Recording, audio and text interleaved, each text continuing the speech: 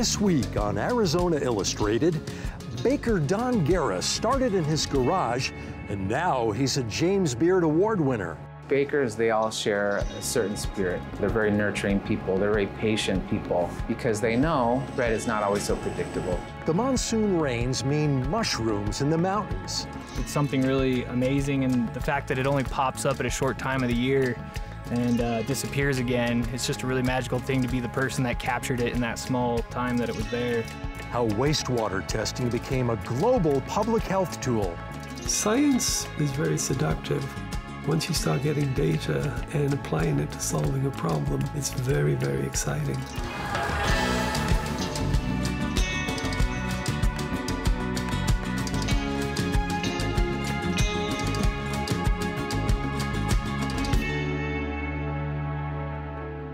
Hello and welcome to Arizona Illustrated. I'm Tom McNamara, and thanks for joining us from here at the Broadway Village.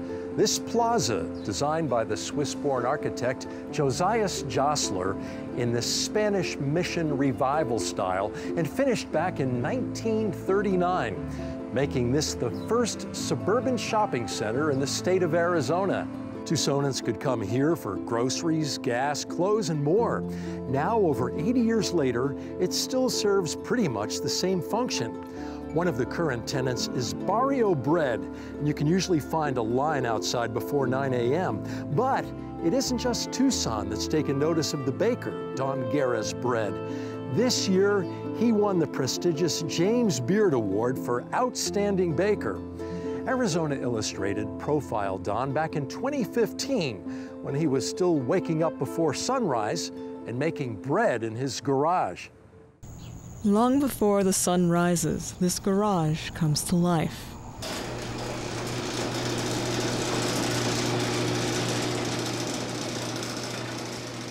The oven clicks on, flour flies, and one baker gets to work. Bakers, they all share a certain spirit. They're very nurturing people. They're very patient people because they know bread is not always so predictable. Really, baking is kind of a mystery. I mean, you can be really good at what you do, but I don't think anyone says that they're fully in control of their process. You know, we want to just nurture the bread along, and hopefully we get to where we want to be in the end. But the whole thing is we're just hoping it works out. It's just a daily science experiment. As the baker behind Tucson's Barrio Bread, Don Guerra does a lot of experimenting. It's 4 a.m. and he'll make almost 200 loaves of bread by midday. As he bakes the breads he shaped the night before, he's also mixing new dough, measuring and shaping the next batch, and putting his mark on every last piece. That's the baker's signature on the bread, and scoring it properly with a razor. And then that function is to get the bread to expand. I kind of know ahead of time the loaf I want to produce, so just like an artist will gather the paints and blend them, I do the same thing with my flours. The minute I mix these inert ingredients, flour, water, salt, with a form of leaven, in this case the levain, the wild yeast, it becomes alive. So I get these ingredients to dance. Guerra mixes art and science in his approach to making bread. He starts by building a habitat for yeast and bacteria called a starter. Basically, it's just a flour-water mixture, just taking flour and water, mixing it together, and within 48 hours you can see life. Wild yeast and bacteria jump in that flour-water mixture, take up residence, and then they start a fermentation cycle. Through fermentation, through the wild yeast consuming the starches that are in the flour, they have byproducts, and those are carbon dioxide and alcohol. The carbon dioxide helps the bread rise, and the yeast and bacteria give it flavor. It's a process Guerra has been studying for 25 years. Well, it started when I moved to Flagstaff. I was 20 years old. I moved up there after leaving Tucson and just to try something new. I think it was my second day in Flagstaff, I met someone and they asked me if I needed a job. And I said, absolutely, I just got in town, I would love that. And he was a baker in a bakery, small little bread bakery. And he asked me if I wanted to work the night crew. I went in, I volunteered one night, and just fell in love with it. Guerra quickly worked his way up to running his own bakeries, but quit when his workload began to take a toll on him and his family. He reinvented himself as a teacher and taught physical education in the Tucson Unified School District for almost a decade before the bread pulled him back. I just knew I needed to get back to it. And once I did, it just felt like home. I always feel that if there's that passion, if there's that drive, if there's excitement, enthusiasm, and you make a leap of faith and you take a calculated risk, that things will work out. That leap of faith turned Guerra into what he calls a community-supported baker. He doesn't sell through restaurants or stores. People order his bread online and pick it up in person, or they simply walk up and say hello. You got it. I want to have that personal touch with my business. I want to know them. I want to know who's eating my bread. And I want them to see me as more than just someone in the bakery making a product. Guerra also wants to connect people, from the local farmers who supply him with wheat to bread bakers and enthusiasts all over the world. With social media nowadays, I can connect with so many people around the world. There's other people out there as crazy as I am doing their thing, baking their bread. All right, Jack, which kind of bread would you like today? So this one right in front. You want to do it? All right. Okay. I want everyone to enjoy good bread. I want everyone to participate in the whole process and to come together to celebrate. It's very rewarding for me when I can create community through bread. It's taken people from fragmented communities to really wanting to become part of a tribe and to belong and support something that's bigger than just one person. Have a great day. You too. Have a good week. Okay, you too. By sunset on most days, every loaf is gone, and Guerra begins his cycle anew. I do love to try to get better and better and better with these little increments every single day. And that's a challenge for me. And that's where the beauty lies, though. Is just having these successes, little successes every day and trying to improve your process. I want to look at it and see that all of the work I've invested from 24 hours previous has paid off in that final loaf. So it's really that dun dun dun moment where I get to put it in the oven and it comes out. Some baguettes here, and you get to see your work.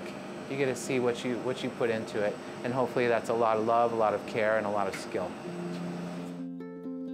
When you look back, what are your thoughts about those days? Those were very formative days. I mean, I could not have had the success I've had without those 7 difficult years in my garage working alone and making bread and really thinking about my future and where I wanted to go. How has life been different since that terrific James Beard Award? Well, it's been exciting times for me. In the community, everyone rallying behind the James Beard Award here in Tucson. I'm just really invigorated, motivated, and I just have a lot of courage right now because I do have the support from the community. Southern Arizona is one of the only places in the world with a monsoonal weather pattern that brings much-needed rain to desert plants, animals, and people during the hot summer months. But our cooler sky islands also benefit from the rain. This time of year, the added moisture spawns a diverse and prolific fungi population. This is monsoon mushrooms.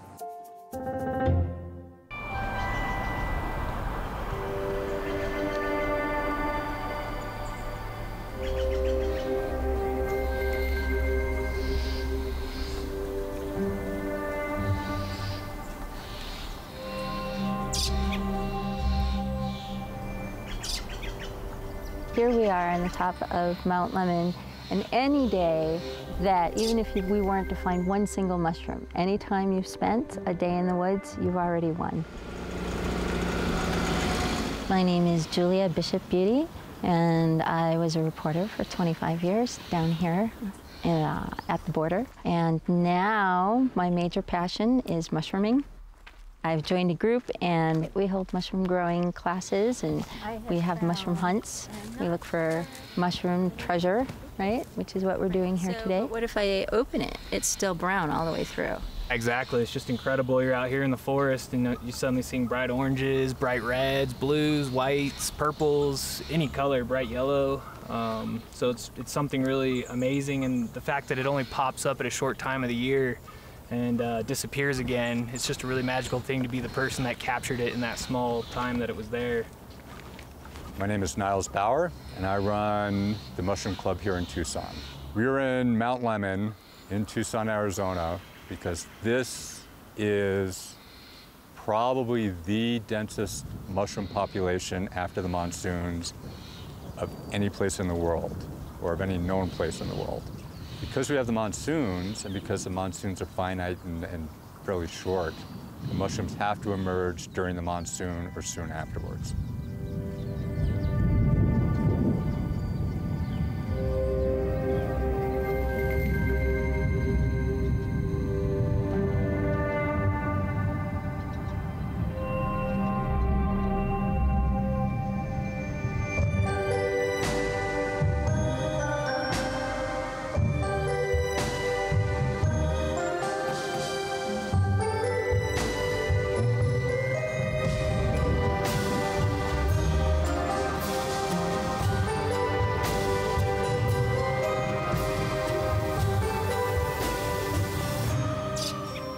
Hey, my name's Denver, and I'm a mushroom hunter.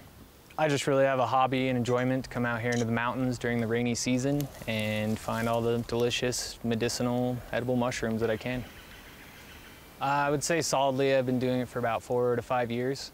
And it started as chance as I got a book for Christmas that was a mushroom ID guide. So it kind of started there, but the passion was ignited when I came up here to Mount Lemmon and found Ganoderma conchs, big, beautiful red mushrooms growing on the trees. And that just really started a passion for me to come up here and see what else I could find year after year. Anytime you say the word mushroom, all you hear people talk, oh, trippy mushrooms, this and that, but it's really a sad state of affairs because most Americans, most Westerners don't have a relationship with mushrooms. And whereas most other countries do, any other countries, they really love mushroom hunting, they love gourmet mushrooms. And in America, unfortunately, we only know of 2 or 3 varieties really when there's thousands and thousands of varieties that could be being enjoyed. You just got to get out there and find them, start cultivating them. So over here, you see some nice polypores. Not positive on the ID of them, probably not hard to figure out what they are. But these are very common up here on Mount Lemmon. You'll find them all over the place from probably 6,500 feet on up. This is the shaggy mane mushroom. It's a choice edible mushroom. And one of the nice things about it is it doesn't have a lot of lookalikes. So when you're going along, you can find it, you can identify it, and you found mushroom treasure because it's delicious. Your day has just paid off. One of the best known and safest of all wild mushrooms. The flavor is very delicate, but the texture is marvelous. Not slimy as an okra, but succulent as an octopus. I actually don't like eating mushrooms, but I'm just fascinated by the legitimate science behind them. My background is in engineering, but I've never pursued that. I always went for my passion, I guess. Mushrooms are essential to a forest. They're essential to any ecosystem itself. And if you look over there, you can see mushrooms growing on the side of this dead log. What they're doing is recycling the nutrients from the tree itself back into the system so you can get uptake into living organisms. Plants, animals, fungi itself gets reused and recycled by fungi. Without that, this whole system would just break down. Everything would just fall apart. I don't think we choose who we fall in love with, right? And I didn't really choose to fall in love with mushrooms. They appeared, it happened, I fell in love, and then after that, I can identify logical reasons, such as, they have incredibly huge medicinal properties, or they have chemical warfare between each other and make little chemicals, or they support all life on the planet, right? So I can use all these logical reasons, but basically I just fell in love. It just really depends what mushrooms you're looking for. Some mushrooms you're going to be looking up in the trees, some mushrooms you're going to be looking on the ground, some you're going to be looking on stumps. So if you know what you're looking for, you know specific areas to check. I personally am looking for anything and everything, so I'm looking everywhere. There's something about being outside and being engaged in nature, and this allows you to do it without any effort. If you've got a passion for plants and you go out into nature to identify plants or to look for plants or go birding, or you're engaged in it and there's no effort. And the same goes for mushroom collecting and mushroom ID. I could study them for the rest of my life and not learn everything there is to know about mushrooms. They continually surprise and delight me. When COVID-19 began to appear in North America, Ian Pepper, an environmental microbiologist with the University of Arizona, had a big idea. What if he could use wastewater to track the spread of the virus in communities around the country? Now, Pepper had experience tracking viruses this way, and as COVID-19 spread in more and more communities around the United States, he realized that his work could help to fill an important gap in public health officials' data. This is Poop Doesn't Lie, produced by Landmark Stories.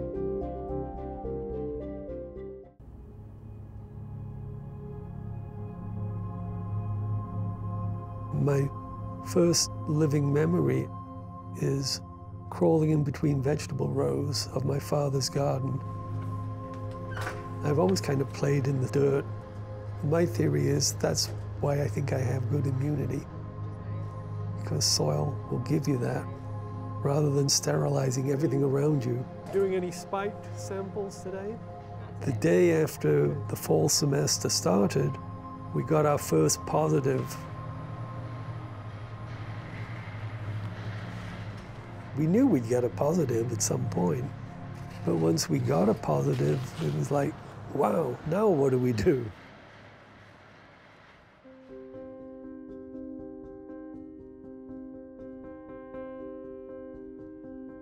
Science is very seductive. Once you start getting data and applying it to solving a problem, it's very, very exciting. Good science often happens from good scientists, but with a stroke of luck. And that has happened throughout my career. If you had asked me in January of 2020 what I was going to do that year, how could I possibly have predicted what I was going to end up doing? Some colleges struggle to contain the spread of coronavirus. Others say they have stopped outbreaks before they started. Ian Pepper and his team started researching the presence of coronavirus in wastewater and how it can show community spread. It can be used to determine if COVID-19 is present in a community, even if people are asymptomatic.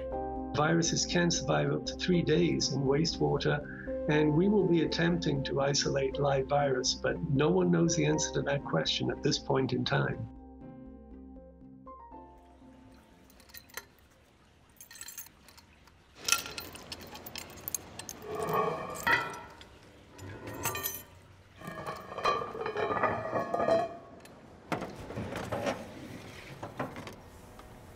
What we're out here doing today is collecting sewage samples to get a general idea of how much COVID is out there in the community right now.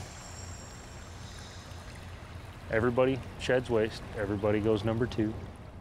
Everybody secretes it as they are infected. When it's still in their flow, turn it all the way around the opposite way. It's a way for us to test without having them take a test, essentially. We can do that in the lab without the individuals there. That gives us and the community a rough idea of how many individuals out there or in that dorm have COVID. When it first started, none of us really knew a lot, and Dr. Pepper came forward and gave me the opportunity, and it's worked out wonderfully. 0.3, 0.2. We take a sample of sewage, we take it on ice back to the lab. There at the lab, we will process the sample and identify the strain of COVID in the samples. And from there, we know the concentration. And they can use that data to determine essentially how much COVID is in those areas.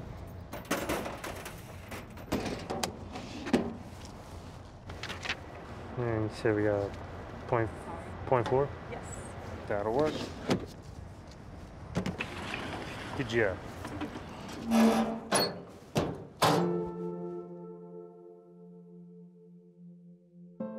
Wastewater-based epidemiology is a very young discipline, so we've learned tremendous amounts during this first year. In a nutshell, poop doesn't lie. Poop can be your friend, and poop can tell you a lot about yourself and about your community.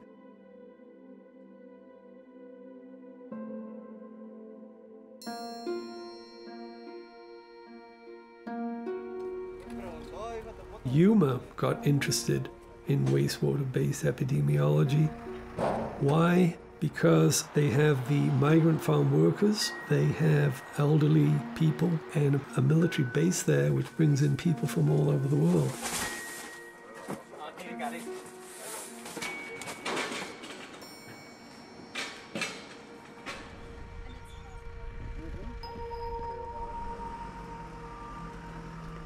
We ended up, for at least a couple of the surges, being really the hotspot in the nation, if not the world. We have so much cross-border traffic, so different variants come in. Health-wise, we were impacted. Yuma's a pretty unique town. We're on the border of both of Mexico and California, and we're on the Colorado River, so we're a heavily agricultural community. The ag industry is about 2/3 of the economy. Just to give some perspective, there's about 1,500 refrigerated semi-trucks a day that roll out of here with fresh produce, so it's a major, major industry. If you're eating a salad that has lettuce, spinach, kale, broccoli, celery, any of that kind of stuff, it most likely came from Yuma. It has been nearly 6 weeks since production resumed in most meatpacking plants across the agriculture industry in particular was hit pretty hard. What we really didn't want to have happen as the season started up again was to have what happened in the meatpacking industry. More than 27,000 workers have become infected and 99 have died. We knew about the work that Dr. Pepper was doing in Tucson with the wastewater-based epidemiology. We worked closely with him to set that kind of system up here in Yuma.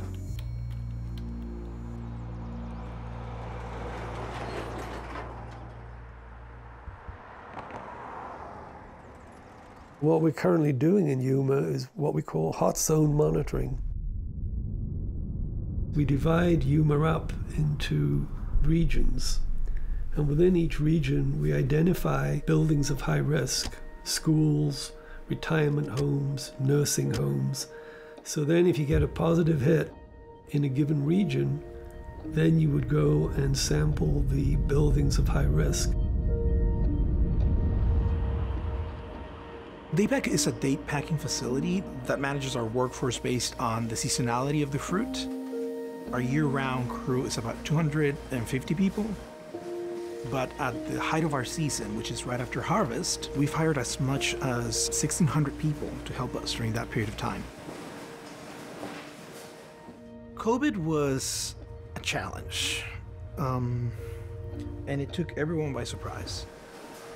We have some people that have been part of the data industry for over 20 years. And they've been part of the industry for so long that we kind of all know each other. The reality is that we spend more time with each other than with our family. So how do we help each other and keep each other safe? How do we know if people are getting sick?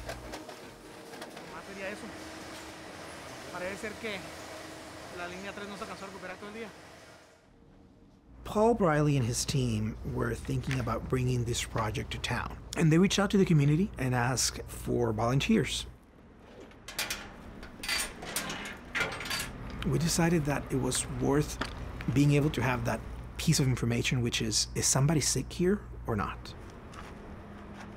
And am I putting others at risk? So we jumped on it right away. We test and we test and we test. And sure enough, we find 4 people that tested positive for COVID. All 4 of them were asymptomatic. The workforce was scared, and we are trying to work through all of this. the impact that that could have had in the production would have been massive. That was a scary time, but we were able to react quickly, and by keeping track of everyone's symptoms after that, I think we prevented something that could have been really bad.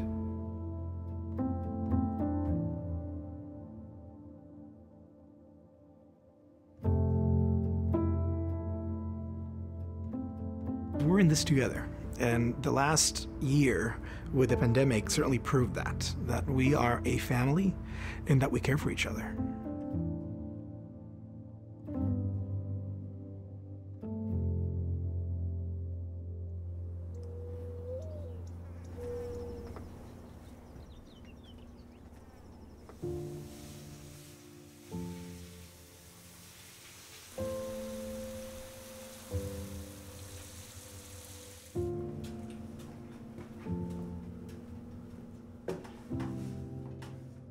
Nobody had heard of wastewater-based epidemiology. And then this pandemic hit, and Ian was thrown into the national and international limelight, and he stepped up to the task. It relies on testing the wastewater. In my mind, he was an obscure scientist doing his thing, and all of a sudden this became a great tool. Erica, how's it going?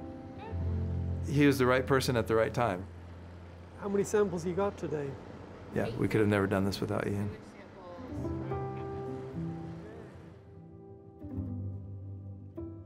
You can expand the principles of testing for coronavirus to any other infectious agent you like. Sky's the limit. Wastewater monitoring is here to stay. Legacy? Former students. That's your legacy. Those samples are about to be processed right now? But it's all about the students. So, what is your control? Unfortunately, this experiment isn't testing the same thing. We're trying a different variable this time. So to see the actual... Watching them mature, watching them grow, that's the greatest satisfaction I've ever had. No effect or possibly an adverse effect. And I'm pretty sure a few years from now, you're going to have students graduating in wastewater-based epidemiology.